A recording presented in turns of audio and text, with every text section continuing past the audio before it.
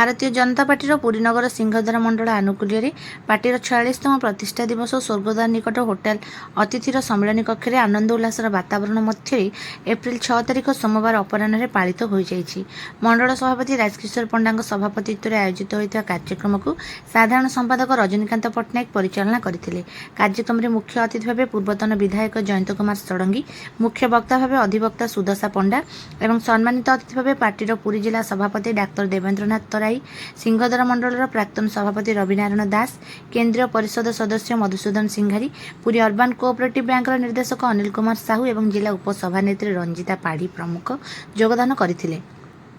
निज निजर वक्तव्य वक्ता और अतिथिगण भारतीय जनसंघर गठन एवं परवर्ती समय 1980 मसीहा एप्रिल 6 तारिख दिन भारतीय जनता पार्टी स्थापनार इतिहास वर्णना करी एपर्यंत घटी विकास धारा को मन पकाई देथिले।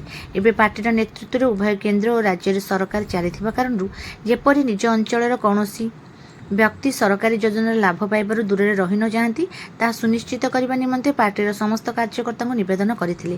प्राक्तन पौर सदस्य सुनीता महाराणा, मंडलर महिला मोर्चा सभानेत्री कमलिनी महापात्र, युव मोर्चा सभापति चंदन कुमार नायक, राजप्रतिम महापात्र, गणेश महापात्र, लक्ष्मीकांत षडंगी, हेमलता महापात्र, नमिता दास, सुषमा प्रधान, स्वरूपा महांती, पद्मचरण महापात्र, बलभद्र महापात्र, संतोष नंद, मनोरंजन जेना, गजलक्ष्मी पात्र, रेणुवाला पट्टनायक, निहारिका महापात्र, प्रदीप नंद, सत्यनारायण शतपथी, शर्मिष्ठा दीक्षित और मधुस्मिता आचार्य समेत मंडल संख्याधिक पुरुष और महिला कार्यकर्ता यह उत्सव में उपस्थित रही आलोचन सक्रिय अंशग्रहण करथिले।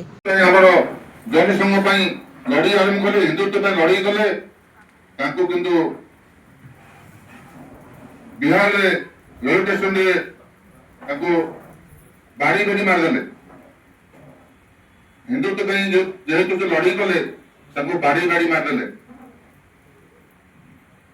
डॉक्टर श्याम प्रसाद मुखर्जी से एमपी थे कांग्रेस से देखिले किसी लाभ नहीं, कांग्रेस एमपी इस्तीफा दे भारतीय जनता पार्टी जनसंघ हिंदुत्व लड़ी गले।